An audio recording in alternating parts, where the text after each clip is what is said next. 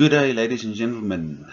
This is chapter 16, and which will deal with security, or cyber security as it's actually more known these days. So you're just going to look at some security goals, and I'm going to look at some of the basic security concepts and discuss them in a bit more detail, and look at some specific security services like firewalls and so on. As an introduction, we are all aware we are living in the so-called information age. You particular generation, even more so than I can remember the first time that I touched a computer was when I was in grade 10. Way back then we called it standard 8. But yeah, so basically ever since the advent of the internet in the early 90s, round about 1993, the internet was really starting to take off.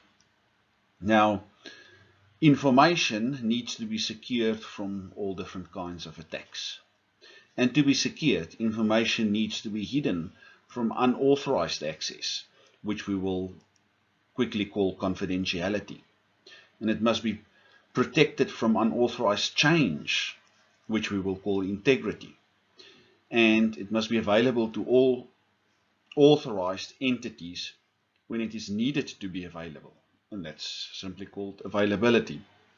Now, very often we talk of this as the CIA triad, or also known as the three basic pillars for information security or computer security or even cyber security as we know it nowadays. There's actually a bit of a difference between those concepts that I've just mentioned, but we're not going to delve into too much of the difference there.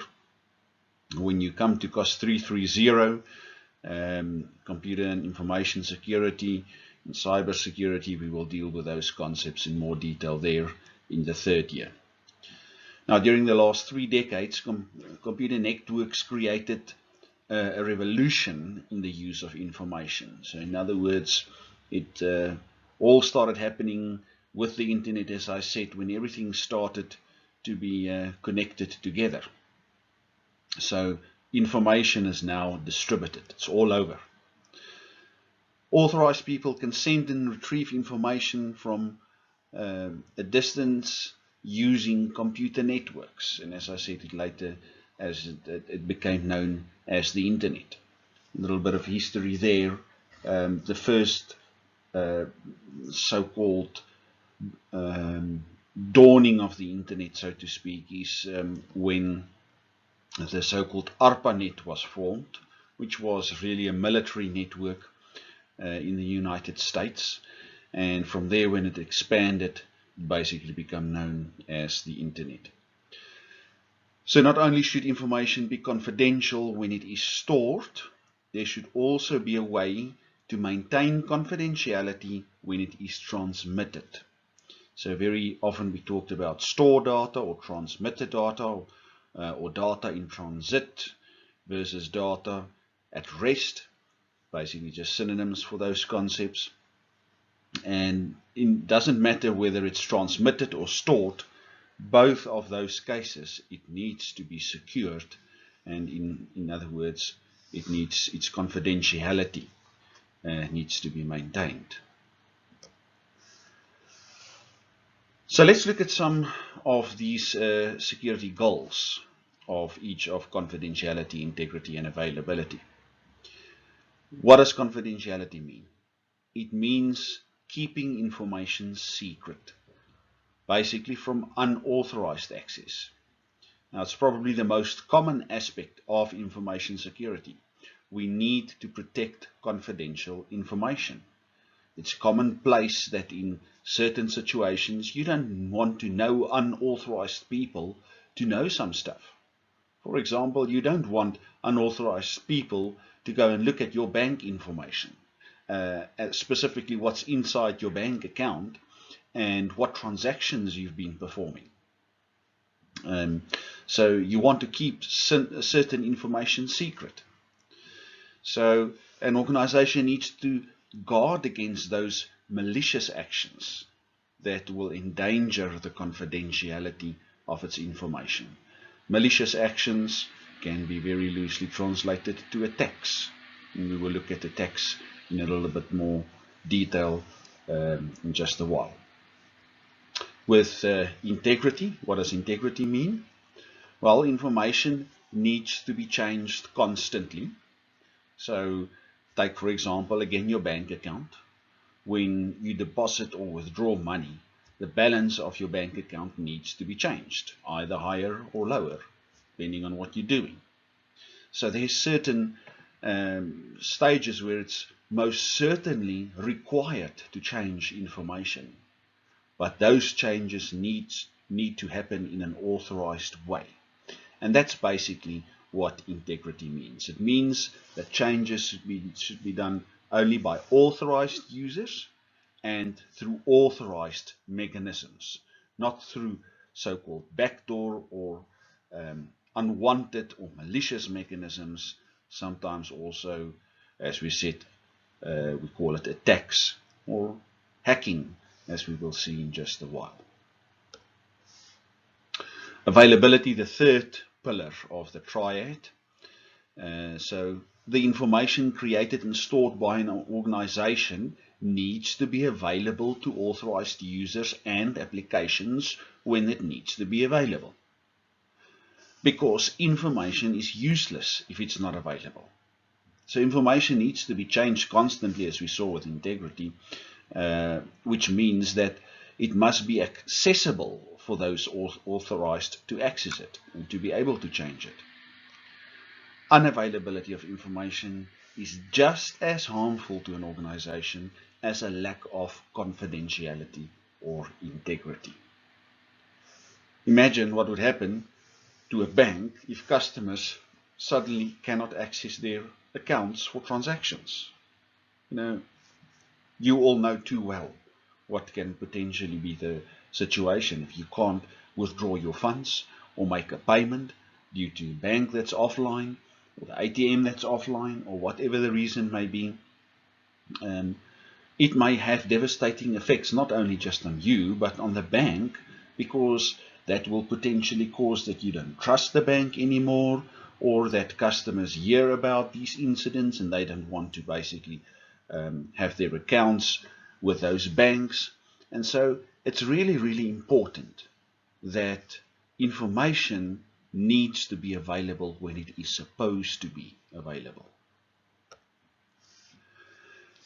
Now, I've mentioned that there's attacks. We're going to look at a video in just a while to just give you a little bit more background of these attacks. So we often say that the confidentiality, integrity, and availability can be threatened by security attacks. So in this figure here, it's a basic taxonomy of attack types to security goals. So for example, attacks that is a threat to confidentiality. We have, for example, snooping. In other words, being able to look at or intercept information which we're not supposed to, or which the attacker is not supposed to. Or doing traffic analysis, which is a simple kind of idea where you look at traffic and be able to make sense of what that internet traffic is about, to try and stumble upon potential valuable information. So those are all basic threats to confidentiality, because something that is confidential will then be revealed by these kinds of attacks. When we look at the threat to integrity, so attacks on integrity, modification. So that's the basic one that we've mentioned so far. If something is modified in an unauthorized way, then basically the integrity of the information there is at stake. Masquerading, so when you try to act on behalf or as someone else, and then performing some transactions which you're not supposed to.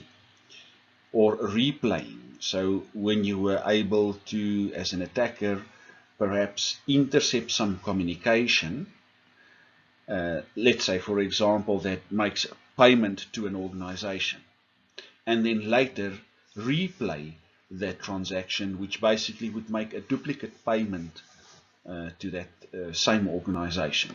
So that's typically a replay attack.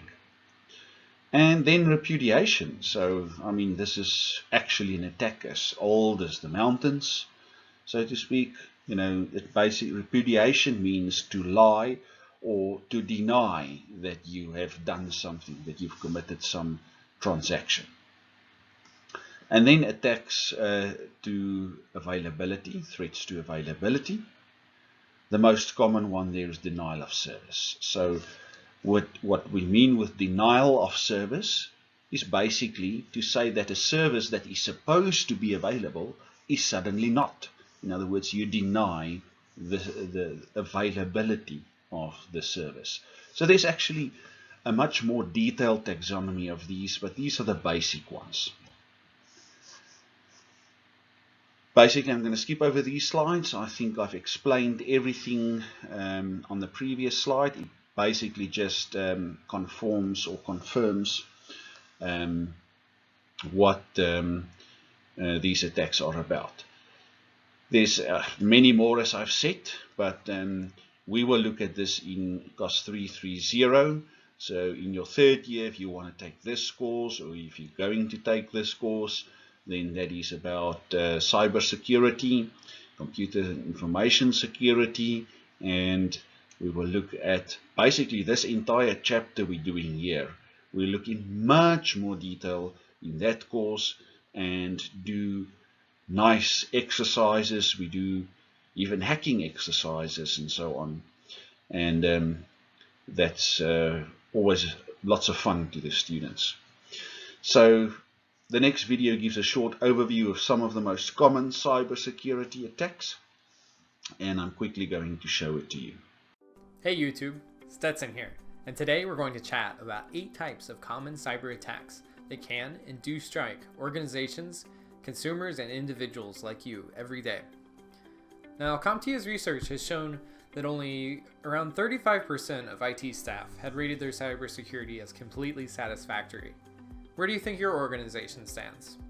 Let's take a few minutes to brush up on these common attacks so that you and your staff can be ready to prevent themselves from being victims. Spoofing is our first type of basic cyber attack. Spoofing occurs when someone or something is hiding their identity as someone or something else. It's kind of like wearing a fake mustache and glasses and going back through the free sample line for seconds. That might just be only me. In all seriousness, spoofing is a foundational cyber attack that's often used in other cyber attacks. Sending an email with a fabricated from address would qualify as spoofing, although there's many different types of spoofing, including DNS server spoofing, ARP spoofing, and IP spoofing. DDoS, or distributed denial of service, is what happens when a massive amount of internet traffic is sent all at once to a single website, server, or a set of servers. It's the same concept as a traffic jam. The amount of traffic is so high that it's too much for the system to process, and everything grinds to a complete halt. The distributed in DDoS refers to the nature of the attack, where sometimes thousands of machines will all be sending traffic to the single destination. And although no valuable information is typically gathered from a DDoS, it can certainly cause massive amounts of chaos and really expensive downtime if a company cannot serve its customers. Ransomware. Ransomware is not a new type of attack, but it's become increasingly more common today, as we see corporations, hospitals, and even governments all feeling its effects. The way that ransomware works once it's on your machine is that it encrypts the contents of the hard drive with a key or password that only the attacker has. Once the user has been locked out of the system, the attacker will then ask for payment in the form of a cryptocurrency like Bitcoin. This cybercrime will often target organizations with high-value data, but anybody can be at risk. In May of 2019, the city of Baltimore was attacked with ransomware. The attacker asked for $76,000 worth of Bitcoin, but the cost to recover was estimated at $18 million. Ransomware is no joke. Phishing.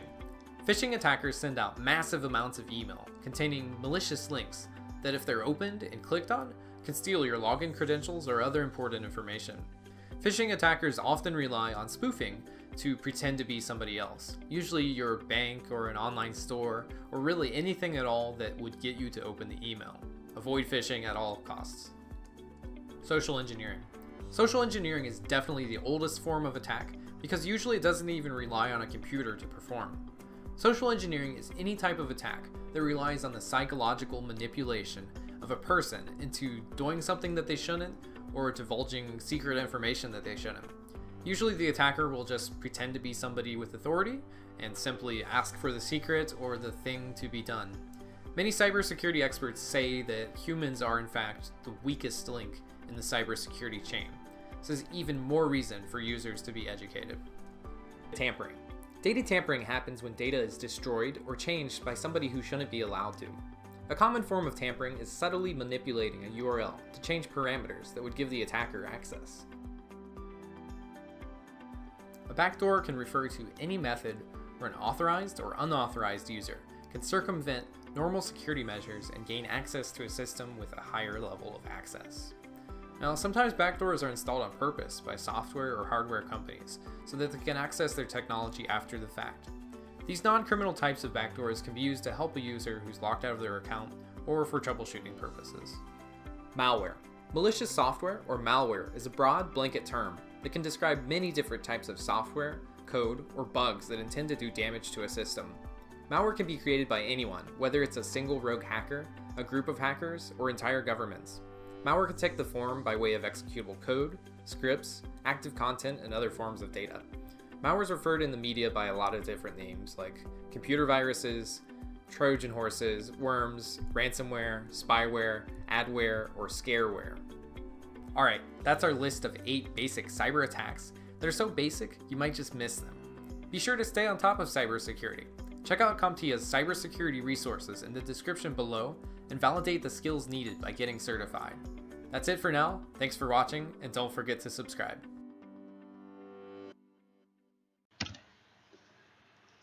Right, so let's look at some services and techniques. Now, ITUT, which is basically just a standardization organization in the United States, they define some security services to achieve security goals and prevent attacks. Now, each of these services is designed to prevent one or more attacks while maintaining security goals. And we will delve into more detail about these. But if we quickly list them, these are basically, you'll see that things like confidentiality, integrity, and availability, which are the three pillars of security, is listed there.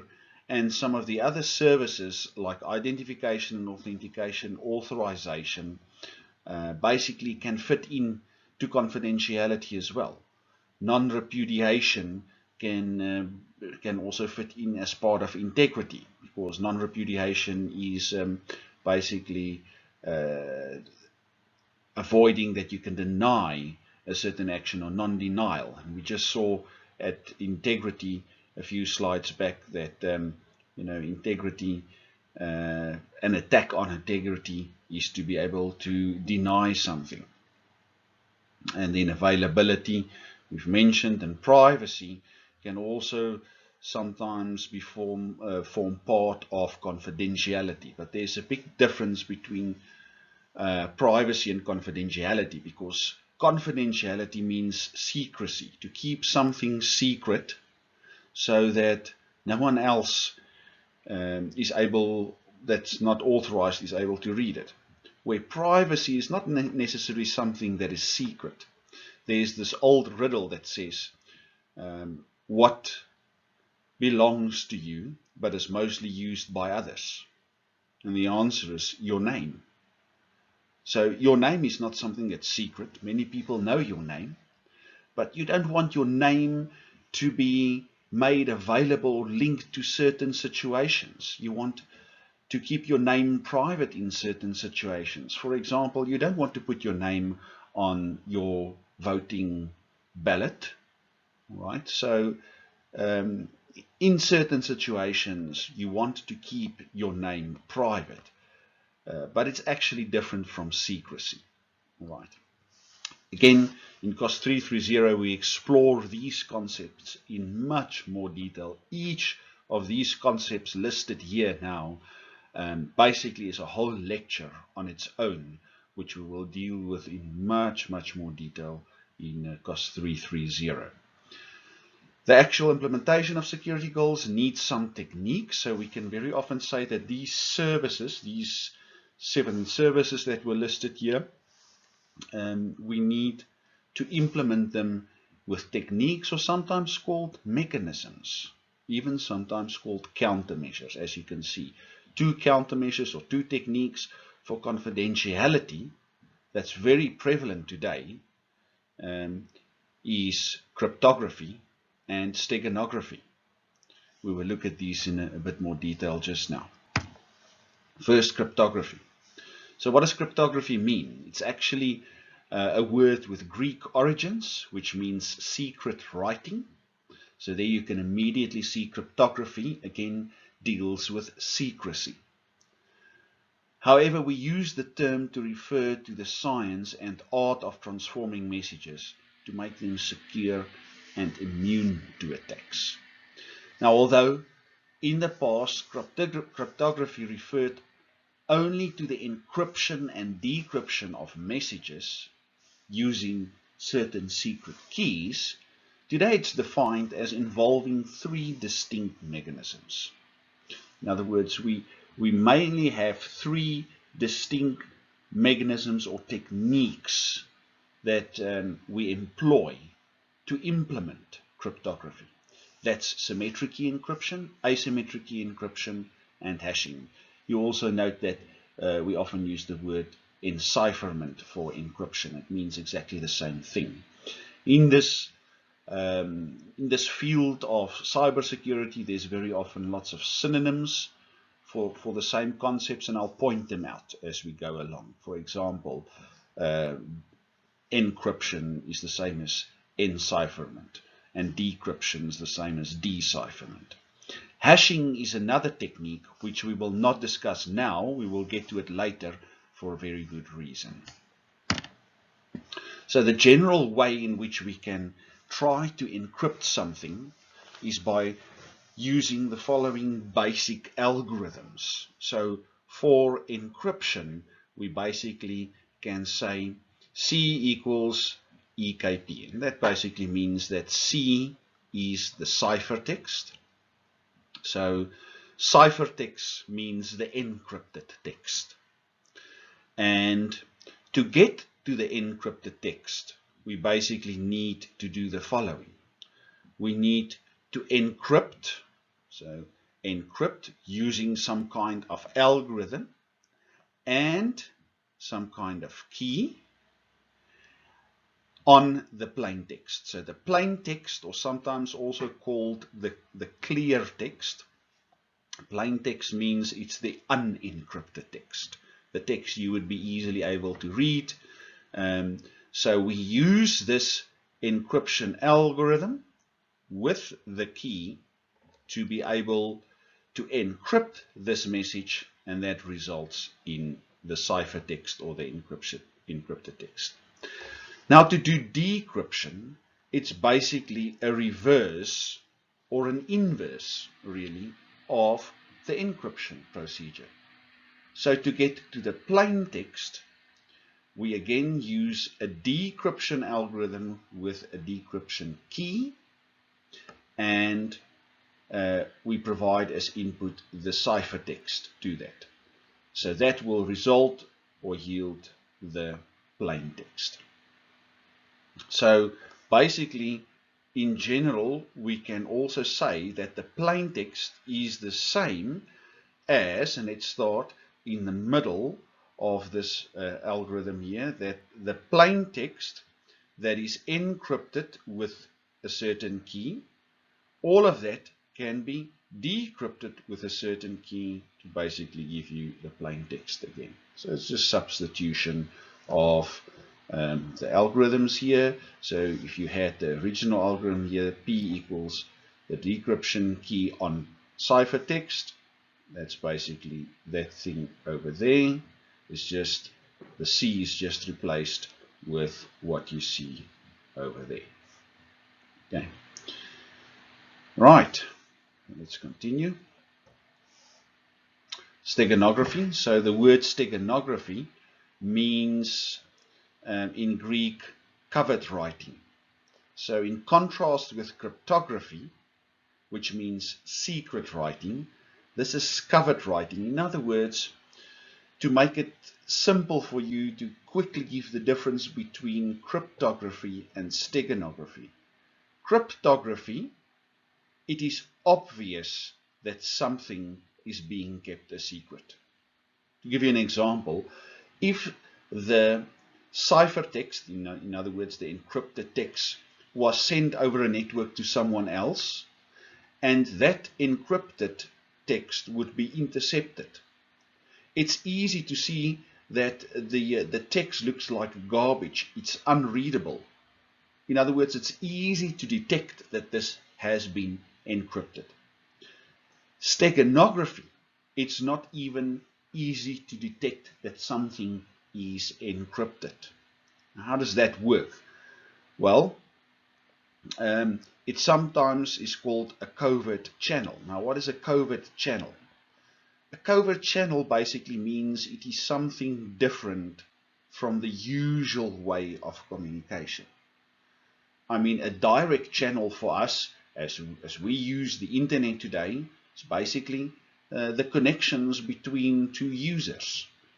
The data that travels eventually from the application over the network to another PC and another application, that's been directly connected and routed through a certain route from its source to its destination. So there's nothing strange about that. That's the way in which the internet works, and we're all aware of it. But a covert channel means it's not the conventional way of communicating. One of the very earliest examples of this is in the World Wars. So in some of the very first World Wars, where messages were actually sent in such a covert channel by using newspaper articles. For example, somebody would have sent a message by writing a newspaper article, but carefully choosing maybe the words in the sentences in that article, so that when you read the article, it tells you about some news event, but the words were so carefully chosen that perhaps every third word in a sentence would actually be extracted to form a new sentence or a new message. And that's a covert way of sending a message. You're not using the normal channels like, sending a letter at that stage or sending someone with a direct message in some way. You're using a way that's not obvious. And this is basically what steganography means. It's concealing the message itself by covering it with something else. Okay, so let me give you an example of modern day steganography. So modern day steganography works where a message is hidden in some other object, most commonly in images, also perhaps audio or video. So in other words, there's certain data inside the image or the video file that is deliberately utilized or modified so that the message is hidden inside there. So when you look at the picture or you listen to the audio or watch the video, you're silently oblivious of what is going on, that there's actually a hidden message behind that. And so this hidden message is digitally disguised in there, in some other way. How does that work? Well, you can have a whole course literally on steganography if you want. So there's lots of books dedicated to this topic, but I'm going to show you in much more detail how this works, how this can be accomplished, and so on in COS 330. I guess by now you have discovered that security and actually forensics as well is my field. I might have mentioned this in a class before, but that's my research field, and that's my area that I have a lot of interest in, and that's why I also present the cybersecurity course, COS 330, and then even later I present in the honors level COS 783, which deals with digital forensics. Very, very interesting field. Right, so let's look a little bit more in detail at confidentiality. So we know at the first goal of security, confidentiality is the first pillar of cybersecurity. So can be achieved using those encryption ciphers that we talked about, either the following: symmetric, asymmetric, and also hashing. But as we said, we want to discuss hashing later. We're now only going to focus at symmetric and asymmetric, and in fact we're only going to look at symmetric cryptography in this lecture. So what are symmetric key algorithms or symmetric key ciphers? So the biggest property of a symmetric key cipher is basically that the same key is used both for encryption and for decryption.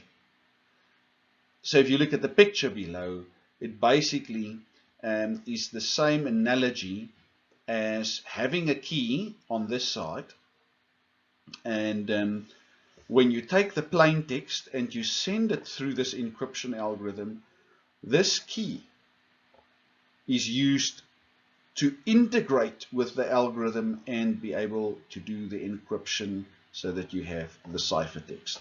This is now sent over the internet, and as you specifically can see there, over an insecure channel, which typically is the internet. Then it's received on the other side, and here we have a decryption algorithm, but now we use the same key. In fact, this is a copy of this key. It's exactly the same key. It is a digital key, however. All right, so it is basically just a number of bits and bytes together. And if that is provided to the decryption algorithm, then it will result back into the plain text.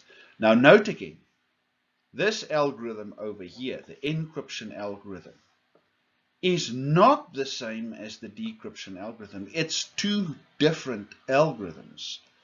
But, as we said before, it's the decryption algorithm is the inverse of the encryption algorithm. So it's almost like taking the encryption algorithm and doing things in reverse to be able to get to the plain text. But they are technically two different algorithms. It's not the same code. What is the same, as we indicated here, this key and that key over there, they are definitely the same.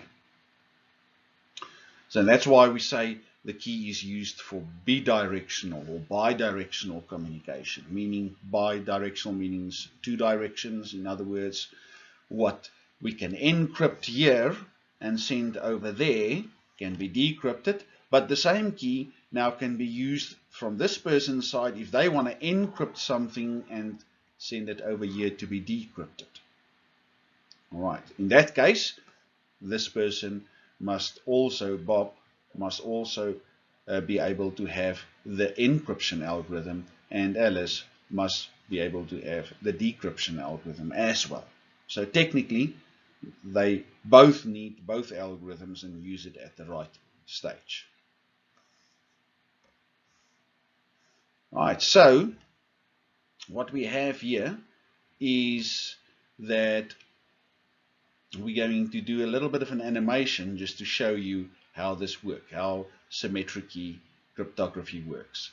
Now, symmetric key cryptography is sometimes also called secret key cryptography because we have this secret key over here. So Alice on the left needs to send something secure to Bob on the right. So the first thing is that the secret key needs to be available both to Alice and Bob. Now, at first, both of them may not have the key. It's, like, say for example, you and your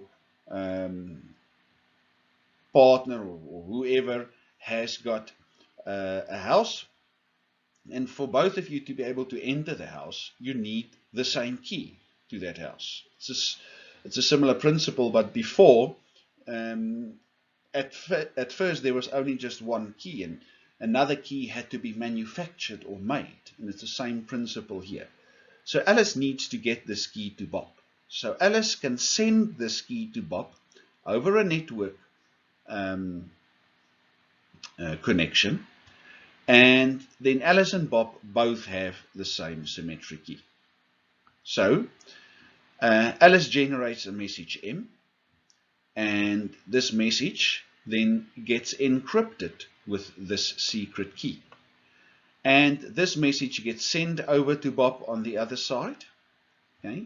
Remember, he has a copy and will be able to decrypt that same message with the same key. But there must be some alarm bells going off at this stage. And I wonder if you can figure out what that is. I'll give you a few seconds to just think about that.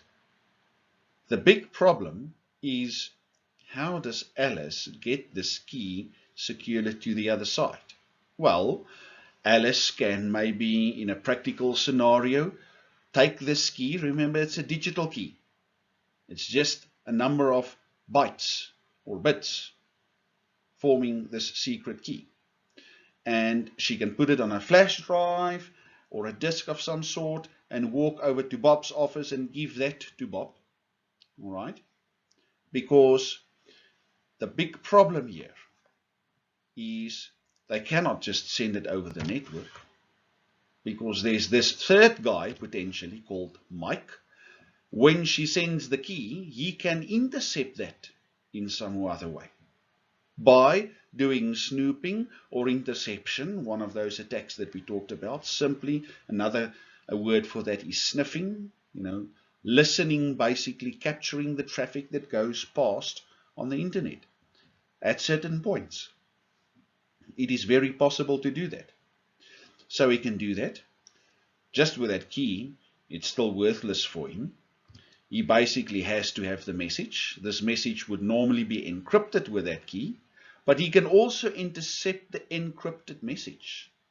And what is very important to realize here now is that this intercepted message is they will be able to both decrypt this. Why will they both be able to decrypt this? Not just because they both have the key and then encrypted message, but they both also have the decryption algorithm. Usually these algorithms that does the encryption and decryption, that's not something that's secret. It is available for anyone. You can download it from the internet. Some of them, yes, you have to buy them, but you can simply just get them by paying for it or simply downloading it. So the algorithm itself is not something that is kept secret from anyone or kept away from anyone. Anyone can get hold of the encryption and decryption algorithms. The secret thing is the key, or supposed to be the secret thing. And supposedly without that, you will not be able to do this decryption. So that's the problem. Mike. All right, so I've basically also explained this to you, how this works on the previous slide, so I don't think I'm going to do that again. So as we've said before, the encryption can be thought of in this symmetric or secret encryption scheme, as we've just been looking at now, as locking the message in a box. Decryption can be thought as unlocking the box. And that's why the concept of a key is used. Same as with a door or wherever, the concept of locking the message with that key and unlocking it again with that key, given that you have the correct encryption or decryption algorithm. So in symmetric key, again, we use the same key to be able to do the encryption and the decryption. Later in this chapter, we're going to show that there's asymmetric encryption, and that scheme will use 2 keys per person, which suddenly makes it now 4 keys, but we will get to that in more detail when we get to those slides. I'm just going to end it here for now, and then we will look at the next algorithm, basically, which is the asymmetric algorithm, in the next lecture. Thank you very much and enjoy your day.